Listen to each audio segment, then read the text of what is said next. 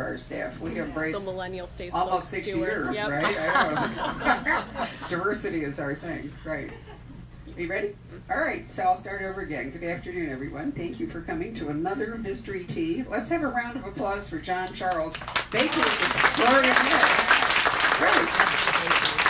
I figured that we could actually do nothing and you would all just come for John's baked goods. I would definitely fly. Absolutely. So next Saturday we have an author of Italian mysteries, and so John is looking up. I asked him if he could think about the series Italian pastry.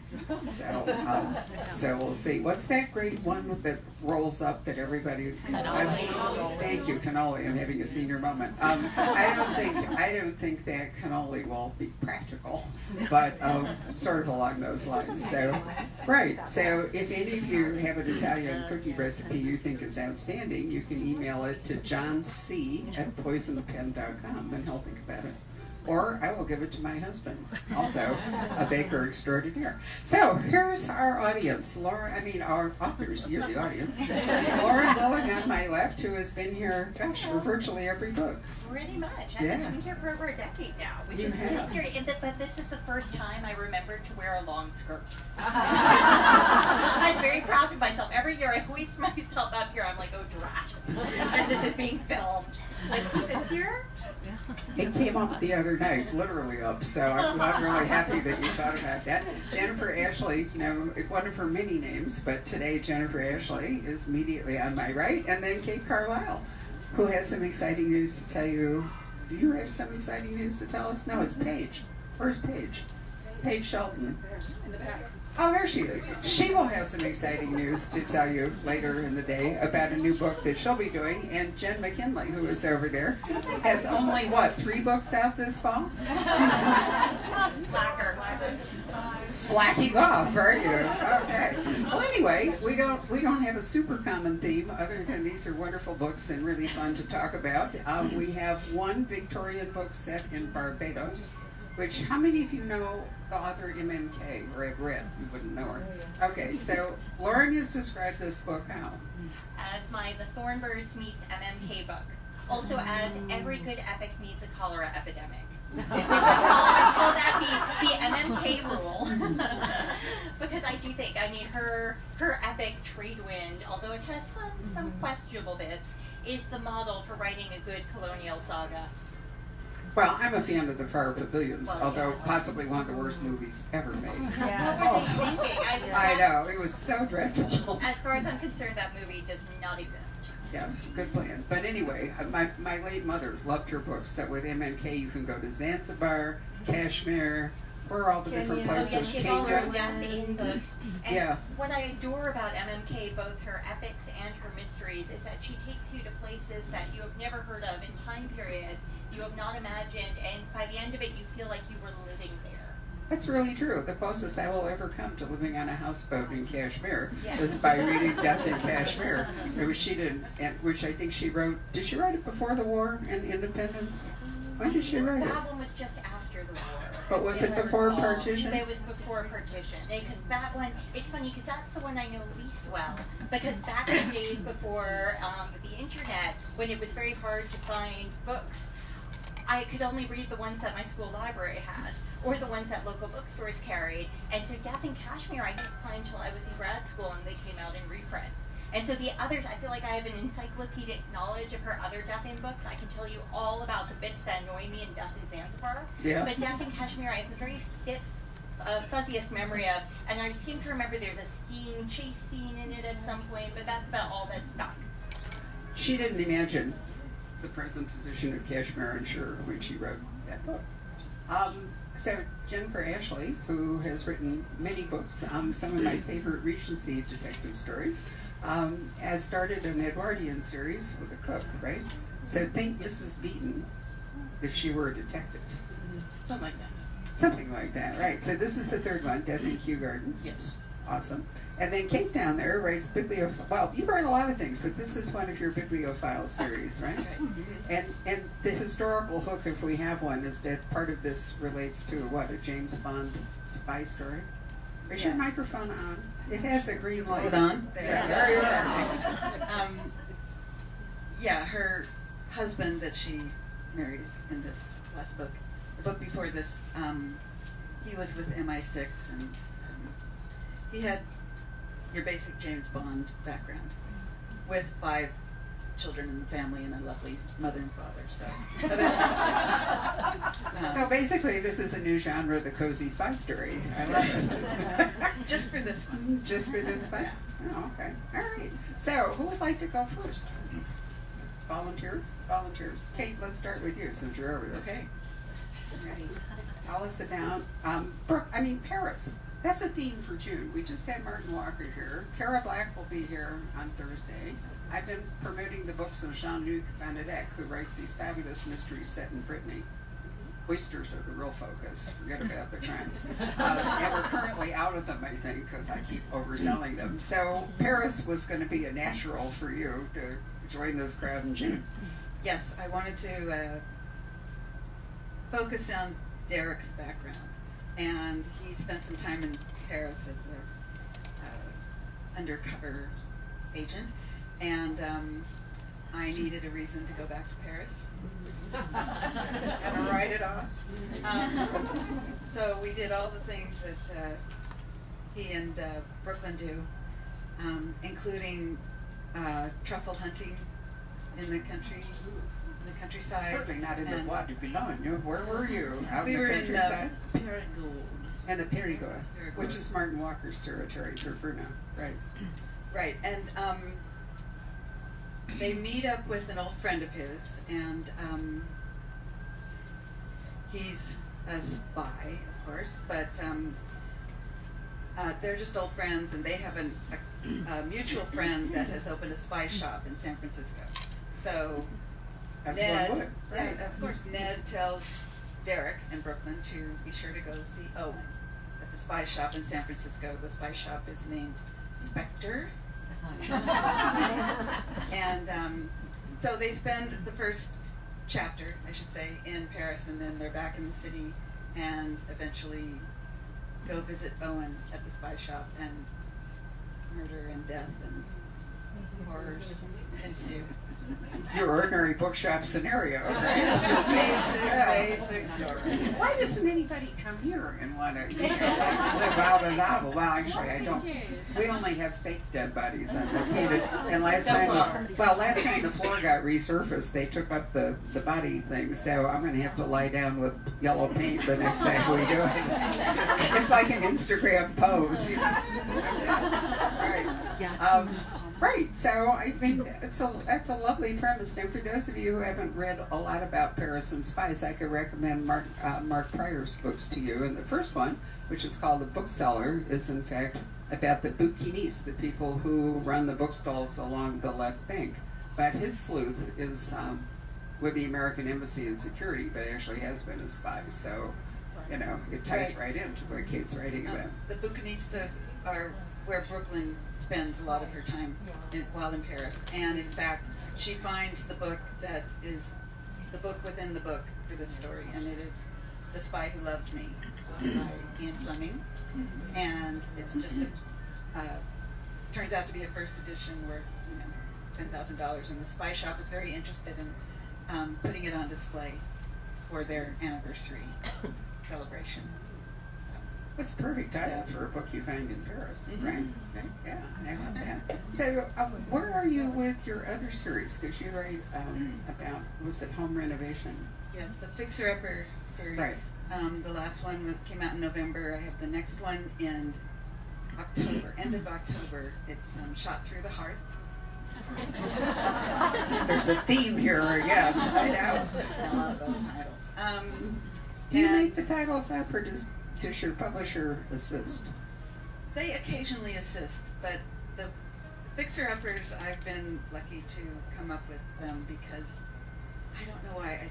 The cozy market needs those, cliche titles and silly titles and puns and things, and that one was mine. I'm very proud. Excellent. That's good news. If you have a book out in October, you will coalesce at some point with Jen. You That's can right. hardly help it. And then we could all get together again. Right. That's great. So, Jennifer, what interested you in writing this new series with your cook? Because, you know, last Regency books, the ones that I'm so fond of, he's a war hero. Mm-hmm. So it's a big jump. It is a big jump, yes. I have a series called the Captain Lacey Regency Mysteries that I write as Ashley Gardner.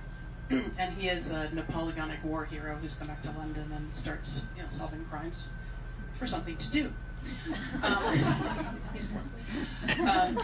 And this story, actually, of the Victorian cook, I actually started writing way back in about 2002 when I was first writing the Captain Lacey Mysteries as well, and it got pushed aside and forgotten about, and I dug it out. My house flooded, and I had to clean out closets to get the floors replaced, and I found this in a box, and I said, "Oh, I like this. Let me see if I can write another, finish the story." And I did. I wrote a novella called The Soupçon of Poison, and I published that myself. And then my agent read it, and he said, "I really like this. Do you want to turn this into a series?" And he got my editor interested in it, and so that kind of went from there. But I was just interested in kind of portraying the Victorian society, and instead of being through the upper classes, what were the other people doing? What was the below stairs people doing? So I kind of have a lot of characters. We have the cook, we have her assistant, we have the butler, Mr. Davis, who wears a toupee. Made out of what in this era? Hair, human hair. Really human hair? Yeah, they had hair pieces. Okay, so He was sewn to a net or some sort of thing? How'd they do it? You know? I don't know. You didn't exactly. research that part. Too bad. Yeah. And a couple more characters, and there's also Lady Cynthia, who is the penniless daughter of the house, who likes to cross-dress as a man, and as you do.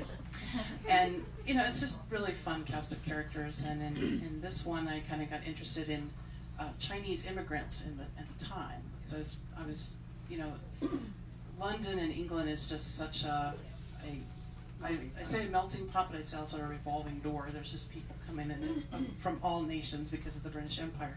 And how were these people treated and received? And who were they? And I got interested very much in the history of tea and how tea actually got to Britain, which is not a pretty story. And so I kind of put all this together for Death in Kew Gardens and got into gardening and tea and all kinds of stuff. Yeah, there's a nasty cycle of tea and opium and other things. The British were really ruthless colonialists, and they were motivated by trade, which is also true of the Dutch. They weren't out there. They were not like missionaries. They were merchants, seriously interested in stuff. So it's really, I always find it amazing how China in a century has turned it around from a country that was colonized by so many people and exploited to what it's doing today. We're going to take a time out for a moment. Susan, could you ask somebody to figure out how to turn off the music, which I keep hearing, and which is driving me crazy? Can the rest of you hear it? It's just like echoes along there. But you might have to make somebody move briefly. Oh! Is there Alexa sitting in there? I said her name. She's Whoa! Oh my God, she may be broadcasting everything we're saying. Secret sight. Oh, well, that's demoralized me totally. No more private conversations anywhere near this part of the bookstore. Whoa, okay, Alexis now well. has the delete button. Well, that's like my toddler has decided that Alexa is the mistress of all things, so when he can't find something, he'll go up to Alexa and say things like, "Alexa, where is Chu's first day at school?" and expect Alexa to find his book for him. We told him it does not work that way, but he's only 22 months. He doesn't get that yet. My husband, I've discovered, is increasingly dependent on asking questions of his phone, which, in the face of it looks ridiculous, right? I mean, he pulls up this thing, tell me where, and I keep thinking, surely nobody will answer, but they do. There's an answer for everything. There really is. All right, so we have done a whole string of wonderful mysteries with you. That's Alexa's was revenge. Let's We try took her again. name. There's just so She was talking. Yeah, she was talking too. We kept saying her name. Alexa, stop. Just turn the mic off. Okay. Nobody say the A name. No kidding. It's like Wow. speak of the devil. This is so James Bond. You did this on purpose, didn't you? Oh my God, it's a spy shop right here in the Boys and Feathers. Too funny. Anyway, we had a wonderful time with your version of the Scarlet Pimpernel. Oh yeah. How many books were there? 16, was it? 12, only 12. It may have felt like more, but there were only No, 12. I wanted there to be more. That was part of it. But you did in fact write all the way to the origin story of your main character, the Pink Carnation. Right, I got all the way up to the Pink Carnation's own story in Portugal in 1808, and that was as far as I went. I figure someday, sort of like Sherlock Holmes, there might be a return of the Pink Carnation. There are still several years of Napoleonic Wars left to go, so maybe someday she'll make a comeback. That would be lovely. And then you've written several standalones. The Ashford Affair, was that the first one? That was the first one. That was set in 1999 New York, Edwardian England, and 1920s Kenya. So it was my first excursion to what I call places where English people like to go. Yes, it's sort of an MMK thing Yes. in that sense. I still remember I went to the Frankfurt Book Fair the year that Lauren's book, The Ashford Affair, was publishing, and I was stopped in my tracks because there was like a 15-foot tall poster of the cover on display. It was absolutely gorgeous, so I stopped and took a photo and sent it to Lauren. I know, I was delighted. Yeah, well, you should have been, Well, right? especially Barbara was in the photo for scale. It was amazing. It was like, wow, I'm a giant poster. Although actually, though, that couldn't quite be. When my first book, The Secret History of the Pink Carnation, came out, it got an amazing launch. And being a first-time author, I had no idea how amazing it was. But there were big banners at the front of the Barnes and Nobles, and I had gone shopping in downtown Boston with one of my best friends from grad school, and there was a giant Pink Carnation poster there, and we both started jumping up and down as dignified historians do, shouting, "Oh my God, I'm a poster!" And people were staring at us like, "You're this crazy lady." Wow, it was an anime moment. It was very. I love But that. this was pre-cell phones or anything like that, so Yeah. thank God no one was able Nobody to record caught it, right. and do boomerang with it. And the interesting part is that the paperback of the Ashford Affair went in an entirely different artistic direction. Well, this And was when thumbnails were just beginning to become a big thing on the computer, which feels like, and, that book came out in 2013. I remember that because I was very pregnant when I went on book tour. And which is not really that long ago, but it was just when ebooks were beginning to be a really big deal. And the verdict was it looked lovely in bookstores, it did not pop online. And so they went and found something that popped. Well, I brought that up in case any of you have ever wondered why there's a different paperback cover than a hardcover, and that's one of the reasons. And also why covers have been increasingly type and bold images and covers and colors and all, because when you shrink it to a thumbnail, to be viewed on a website, it is a whole different thing. You can't see all that lovely detail and so forth in a very small, unless you want to enlarge it or something. So it's just one of those interesting mysteries. In fact, I was going to say to Kate, there's kind of a convention for cozy covers, isn't there? Sometimes they feature pink. Never in my view a mystery color, but they seem to prevail in cozies. Pink? I'm trying to think of my books. Well, mostly red. Doesn't this one have covers. sort of pink and red? Doesn't It does, and Yeah. for some No, it's reason- not entirely pink. It's fuchsia. some reason, You're right. Yeah, they've been getting very light and bright lately, and I'm not sure if it's because she got married in the last one. It was, yeah. Before they were very bookstore. They were sort of rich and bookish and Yeah. that sort of thing, and then they sort of gotten lighter and brighter. I don't. And Jennifer's cover is dark. It's a handsome cover, but it doesn't look especially Edwardian, does it? No. So I mean, these are just passing trends, which I find interesting as a bookseller, to see.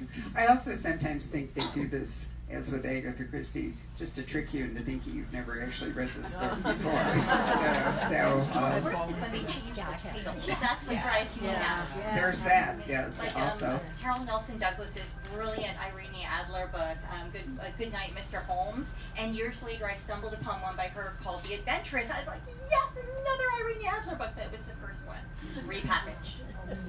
Yes, repackage is the term that they use. Okay, so anyway, what inspired you to write a book set in Barbados? Which is, I mean, you wanted to do this for years, right? I know. I whined to you years ago when they wouldn't let me do it. So this book has been living with me for an incredibly long time. Actually, this book has been with me longer than my husband, which is insane. So 10 years ago this June, I went on a Caribbean vacation with my two best friends from grad school, and we had this idea that we were going to lounge on the sand and drink fruity drinks with umbrellas in them and do all the things you're supposed to do on vacation. The problem was we were historians. We spent most of our times in libraries. We were not accustomed to direct sunlight. So we burned. One of my friends got sand in her shoes. Another got bitten by bugs. So we did what historians on vacation do. We looked for the nearest old thing. And the nearest old thing happened to be a plantation house. And there was a tour going on, so we joined the tour. And the tour guide told us a story about how the plantation had burned down and a child had died in the fire, the Portuguese ward of the owner. Except that this child was neither Portuguese nor his ward. She was his own daughter by an enslaved woman. And he had snuck her into the household sideways by claiming that she was a child of a Portuguese friend he was raising out of the goodness of his heart. And the rest of the story was all about the plantation owner and how he went mad with grief and spent the rest of his days chasing the shade on the veranda of his ruined plantation, rocking and rocking and rocking. And I was like, yeah, that's all very gothic. I do like a good gothic. But what about the mother?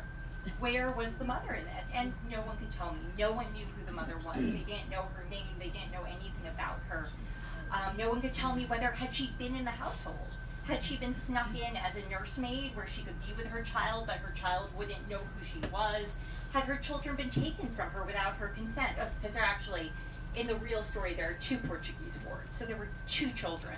And because there were two children, this was obviously I don't like to call it a relationship, but a liaison of some duration. Why hadn't the owner manumitted her? Why hadn't he manumitted the children? What had happened there? And most of all, who was she and how had she felt? And this haunted me. And I went home, I was writing a lighthearted novel about Napoleonic spies in France and a madcap American and Robert Fulton trying to sell Napoleon a submarine. But all I could think about was this ruined plantation, the dead child, and the missing mother, but mostly the missing mother. And I went to my editor and she said, well, what do you want to write next? And I said, well, I have this idea for a book set in Barbados. And there's a ruined plantation. And she's like, whoa, stop right there. Barbados? I was like, yeah, it'll be great. Think fruity drinks. And she's like, no. You can write whatever you want so long as it's set in England. Actually, so long as it's set in 19th century England. But as long as it's set in 19th century England, you can write anything you want, which is why I came to Barbara and Wine. And I said, be strong, right? And, you know, it's an interesting thing. Over the years, landscapes that people will go to read mystery do evolve over the course of 30 years. I have seen, for example, in Europe, Italy and France are really fertile grounds, you know, for Americans reading mystery. Germany, might as well just sink, you know. There's like one book in Switzerland ever. Poland, I can barely remember, although fortunately a woman won the Man Booker Prize for a book set, I think, in Poland, or the sequel is, I can't remember which. And then, you know, forever, nobody read anything about Scandinavia, and then all of a sudden, as you know, like every fifth book is some sort of Nordic noir of one sort or another. So why is that true? It's also the case in the United States. In some cities, like, say, Boston, get enormous numbers of novels set there, and other places, St. Louis. I mean, how many books have you actually read, mystery novels, you know, set in St. Louis? So, well, why? You know, why are these true? So for a long time, the Caribbean was like, you could write romance set in Caribbean, but you couldn't really write crime. It Right, just and this didn't is- seem to track with crime, and I have no idea why. And this is not real. I mean, this is really more historical fiction. There's a mystery element in that. It's what I think of as a puzzle box book. So we begin in 1854 when a young woman inherits a plantation that she never knew her grandfather owned. She knew her grandfather grew up poor in Barbados, that he was one of the redlegs, one of the poor whites who live in the parish of St. Andrews, and that he made good and made the shipping fortune and moved to Bristol, but she never knew he had a plantation, and she has no idea why he left it to her. And so she goes off to Barbados with her cousin and his wife to try to find out what the deal is with this plantation. And she finds out it's a ruined shell that was burned to the ground during a rising of enslaved people in 1816. So the story goes back and forth between the 18 teens, which is the real heart of the story, and this woman in 1854, two generations later, who's trying to figure out what's going on. So we're figuring it out with her. And that, I think, is the mystery element of the story, is trying to figure out how the pieces of the book fit together. You know, who's who, you know, who did what. But it's not really a mystery in the traditional sense. No, I didn't actually. I'm sorry. I didn't mean to imply it was. It's great historical fiction, but I don't think of it as belonging to any genre. It's just a great Thank you. historical novel. Actually, I had lunch with Diana Gabaldon yesterday, and I said to her, while I was in Europe, my mission, among other things, was to go into bookstores and see what they were doing with Outlander. And I said to her, they got you in science fiction with George R.R. Martin. She said, I'm talking to my agent next week, although there's not a lot I can do. But that's been an ongoing thing with the Outlander books, is what are they? You know, I mean, so I think they should just be called fiction, but lots of bookstores, especially big bookstores, like to classify books. You know, they want to put them in some particular section. So I took a couple of photos to send to her and said, you know, I spoke sharply to management.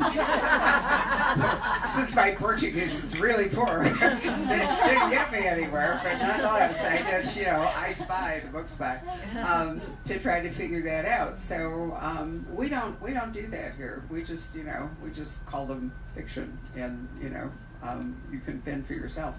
Although we do break out the actual fantasy and science fiction into its own section, but otherwise, you know, we just kind of shelf everything in one place and let you guys It's fascinating figure to it me out. how genre lines change depending Yeah. on what's popular. My old M&K books feature clinched covers. So my copy of Shadow of the Moon has a woman in a very off-the-shoulder dress clasped in the hands of a dashing British officer, and it was marketed as romance, and now it would absolutely be in trade paperback with a very upmarket cover. They would never market it as romance now. I'm sure they're going to bring her back. And then, Jen, that brings me to you, because you've written a lot of books that are not mystery. I discovered the other day that the French word for pirate is corsair. I just love that. I don't know how I missed that. So, you know, what's your experience with that? Do you feel like having written in multiple genres has been good or bad, or do you care?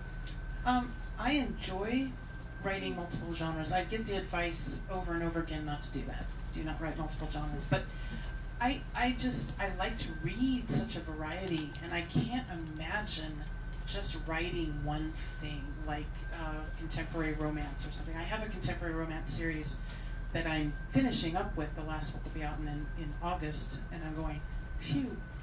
Because it's hard for me to think that way for an extended period of time. But I write historical mystery, historical romance, paranormal romance, Pirates. That's why I brought up corsair. pirate romance, and other things that I can't remember now. But I can't. It's better for me to write a variety because it keeps me fresh, and it also I can bring things from each genre into each genre. But I've been, you know, I've met a lot of resistance with this, and it's only because I'm just dogged and stubborn that I've been able to. Is that one reason you changed names? Because you do write under more than one name. Yeah, I write as Ashley Gardner and also as Allison James. Oh, fantasy, that's the other one I write. I forgot. Hard to keep up. You and Jen McKinley need to spend a lot of time together. as Allison James, I write fantasy, urban fantasy. And some of that was because the publishers, I wrote for several different publishers, and they didn't want to share my name. And others is, you know, if I write an Ashley Gardner, people know that's a mystery. So reader expectation also. Right. And when I wrote the Victorian mysteries, the Holloway mysteries. I wanted to write it as Ashley Gardner, but my publisher prevailed and said we had to do it as Jennifer Ashley, which I think is very confusing, but it wasn't my choice. Kate, you know, do you have any pressure to apply a different name because you're writing two different kinds of books, but so far you're writing them as Kate Carlisle? Yeah, I write both of the series as Kate Carlisle, and they're both considered cozy mysteries, even though one's a building contractor and one's a rare book expert. And I never knew I was writing cozies until they showed me the covers. But It's a signal. That's part of what I was That's bringing what up. I'm writing. Right. But I wrote romance. I wrote some Harlequin Desires, and they did not change my name because I started in the mysteries and hit a few lists, and the romance editors wanted that name on the cover. So, because otherwise, if I had started in romance, I would have had to change my name in mystery because they do not. Twain does not mean. Yeah, it's really interesting. You know, Tess Gerritsen, of all people, started in romance. She wrote for Harlequin. You know, she's a doctor and she writes really terrifying books, right? But she wrote some romance, and Harlequin never lets a book get away. So they're still there, you know. I thought it was interesting that she was able to keep her name while she left into the serial killer genre or whatever it all is. There are authors like, you know, Ruth Rendell, who also wrote as Barbara Vine, and she was writing crime, but they were different kinds of books, and so she used those as a signal. Elizabeth Peters wrote under 3 names. You know, her real name, Barbara Mertz, was her actual her nonfiction about Egypt, and then she wrote as Barbara Michaels, books that I really liked that had like a supernatural element and other stuff. And then she, as Elizabeth Peters, she wrote the Mia Peabody books and all, which I still love. And I'm hoping will come back in print again because they're just endless. They're out of print? Well, mostly, yeah. And the great, and so is Ellis Peters, the brother Cadvilles. Must be something about Peters. There's that there. All right. Yeah. So, you know, in truth, publishing doesn't make a lot of sense. You know, you have to try to figure out, and a lot of it is because everybody's looking for a marketing sweet spot. Increasingly so when fortunately they're coming back, but when there were far fewer independent bookstores and books had to sell themselves by sitting on a table somewhere or being online, they needed labels so that you would know. So here's a question for you. How many of you pick out your books because of a genre or because of a cover? You know? Okay. Yeah. I mean, there's nothing wrong with it. I'm just curious, you know, because I mean, there's such a wealth of books. How is it that you, as a reader, pick up one? You know, what brings you to it? Did you all read that Barnes and Noble's been acquired today by the? And you know, that was one of the points of the article was that they were, you know, how do books get to readers? What are the channels that make people pick up books? Is it because I write to you? Is it because you want to come down here and eat cookies? Is that I keep bringing up the food thing, right? You know, is it that you decide you want to explore a time period, or do you say I only read cozies? We have people that come in here and say I never read books by women, or I never read books by men, which I think is pretty limiting. And they're both. You know, it's not like one sex is being targeted here. Maybe, you know, one of the great questions that I can ask people is when they come in and they say, you know, I want a good book. That's the most difficult question we get. Sell me a good book. Happens all the time. All right, so there's a reference interview you can do where you try to triangulate, you know, what will work. And one of the questions, there are 3 questions that I always ask. Where are you from? What do you do? And who have you read? And if you can get an answer to 2 of those anyway, you're almost surely going to be able to find a book that they like. Even one is kind of a help, you know. Because if you know they like one author, you can pretty much figure out some related author. Or if you know they live in some, it's astonishing how many people live in places and they are completely oblivious of some great series or books that, you know, that are set there. I mean, it really is. Because we're such a tourist destination, you know, we have a huge number of people that come here that aren't here. They're from somewhere. Actually, 70% of our customers don't live in Arizona. I know you all think that this is the whole deal, but this is the rest of the building. Trust me, it's not here. And so, you know, we get all kinds of wonderful queries from people who live in foreign countries. You know, is there a book that is set in, like, you know, my city or something of the sort? It's fascinating. So publishers try to give you some sort of channel that's easy for you to follow. You know, like as Kate said, the look on the covers or whatever. Jennifer confounds them, so that's why I brought it up. But you know, people who have read you as Ashley Gardner, is there any clue in the books that they can jump to Jennifer Ashley? Is there any cross marketing in there? On my Ashley Gardner books, I put on the cover Jennifer Ashley writing as Ashley Gardner. I do on the covers, and in the back of my books, I put you know, a list of what Jennifer Ashley writes as well. I try to limit it to the other Ashley Gardner books and any other historical mysteries I do. You don't send them to fantasy, for example. I try to market what I think readers of that book would like. So Excellent.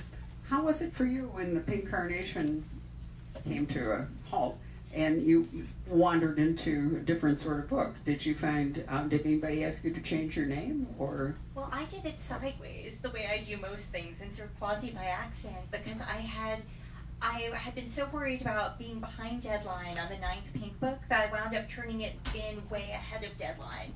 And this was back before I had kids, so I had actual time in my life. And so I wrote for fun a few chapters of a not Pink Carnation novel. This was, of course, the heyday of Downton Abbey, so it was Edwardian. I just read this amazing biography of a woman known as the Boulder, who had racketed back and forth between England and Kenya. So it was all about, you know, what happens to the people who are left behind when you have someone like the Boulder. What happened in Kenya? What were the repercussions for that family? And I wrote 50 pages for fun, you know, while fueled on very strong tea, and sent it off to my agent. And he said, oh, I'll send it off to a couple of people. And then I went back to work on the 10th Pink Carnation book, and next thing I knew, there was an auction, and that book had sold. But I was still committed to finishing the Pink Carnation series, so I had a few years where I was writing one standalone novel a year that was sort of more Kate Morden-like, sort of a women's fiction, historical fiction hybrid, book club reader type stuff, and a Pink Carnation book a year at the same time, which was also when I started having kids. So this was not the best combo. And then what happened was I wound up the Pink Carnations and went into doing the standalones pretty much full time. But I kept my name, and part of that was they were close enough that I was able to shimmy from one to the other. Because my Pink Carnation books, although they were fun and lighthearted and silly, and they really came out of that genre tradition. I had written the first one as romance, and for reasons unbeknownst to me, publishing people decided it wasn't actually romance. It was historical chick lit, and then they're like, wait, chick lit's dead. It's not historical chick lit. Don't call it that. It's historical fiction with mystery elements. But anyway, so I got adopted by all the genres except sci-fi and fantasy. And those books had a modern frame, so when I moved to writing dual timeline stories that were somewhat more serious, I'd already been writing dual timeline stories for 10 years, it was just the tone of the stories changed. So it was very easy to move from one to the other, and St. Martin's picked up my standalones, and they wanted my name because those pink books had sold very well, and they wanted that pink oomph on the book, although they did not want the romance cooties attached to them. But that's a whole other story.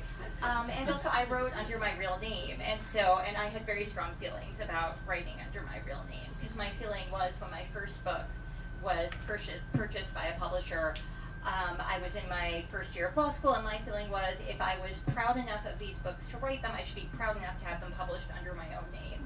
And I wanted to stand by them. By the way, do you all know that Michael Crichton, while he was in medical school, wrote his first book, and he published it under a pseudonym. It took forever for people to figure that out. Now I'm going blank as to the name. And it won the Edgar. So then he decided he could afford to write as Michael Crichton. Yeah.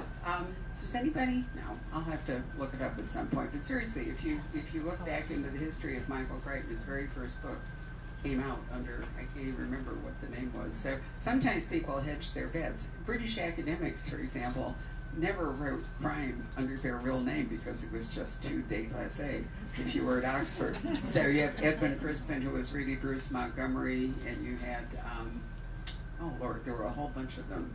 I'll think of them after a while, but you know, so there was always that whole thing about were they, you know, who were they really, and other good stuff. So here's another quiz question for you. How many of you remember Chicklet?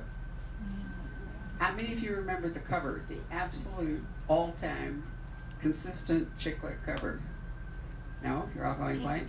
It was always the rear end of a woman with long legs, seams in the stockings, and pardon the rude word, fuck me pumps. It really was, you know, and you saw that, you saw it, and you knew. You absolutely knew that it was Chicklet. It was just like a flashing neon sign, you know, that went on. And now it's disappeared, right? You hardly ever see that. So, yeah, so, but it kind of goes back to my point about, you know, and you can ask yourself this, you know, do you select books by that sort of channel, or, you know, should you be, in fact, might be another question. I'm fortunate that most of the books I get to review, because I get them months ahead of time, come in plain wrappers because they haven't done the cover art. So I'm often surprised when I come down here and I'll go, oh, look, that's what it actually looks like, because we didn't get that. But, you know, all of your books came to me with covers, which was exciting. So does anybody have anything else they'd like to say before we ask questions? You've mentioned your next book for October. Right. Shot Through the Hearth, a fixer-upper mystery. Did you really make the H clear? The hearth. Yes, right. It is a hearth, and it does get shot. No false advertising there. Right. And I'm just starting a new bibliophile that'll come out next June. And that'll be the 14th, right? Isn't this the 13th? That's the 14th. This Yes. is the 14th. Okay, so. No, that'll be the 14th. Right. Okay, so this is the lucky 13th. That's what I thought. 13. Okay, wonderful. And what are you carrying on with the Kew Garden? I mean, the Jennifer Ashley. I'm right now working on the next book in the Captain Lacey series called Death at Brighton Pavilion, where I go to Brighton Pavilion and there's a someone is dead. Oh no, not in the That kitchen, surely. should be out either in October or November. And I'm working on the next Cat Holloway book as well. I don't know Okay. when that will be. Well, but you are writing one. Because I think they're terrific. I really enjoy them. And I'm delighted to hear. You've had a lot. Have you spent much time in the kitchen doing this, or are you just making it up? No, I've tried recipes. Yeah. I've tried them out. Yeah. Some of them are really good. Some of them I'm like, why did they eat this? And how much, especially when they were wearing corsets. And it makes you no wonder they had tea gowns where they'd have to go and take off their actual clothes and put on something floating between lunch and tea. You know, there they were. And what are we doing next over here? Well, some of you may know, in addition to writing my own books, I co-write with two very good friends who also happen to have last names that begin with W's, Beatrice Williams and Karen White. And we always assure everyone we were not put together like the Spice Girls just because our names all begin with W. It came about naturally. Our third collaboration, All the Ways We Said Goodbye, comes out theoretically on January 28th. I say theoretically because publishers like to assign pub dates, and then just when you've printed up a bunch of postcards with a date on them, they change it. And then you have a stack of worthless postcards, but right now it's January 28th. It may be early February, it may be mid-January, who knows. And that one's set in Paris, in the Paris Ritz, in World War I, World War II, and the 1960s. Oh, sounds really like fun. Right, so Beatrice has a new book out in July, but I haven't got the heart to make her come from Maine to Phoenix. So we're shipping her books, but I will put on pressure to get her here. At least you and she and Karen with any luck. Well, Karen will come here because it's warm. Karen does not like going cold places, particularly in January. So I think Phoenix should be a pretty easy sell for her. Oh, excellent. Okay. All right. So I want to thank our Facebook audience for joining us. You can go home and think about how you select your books, right?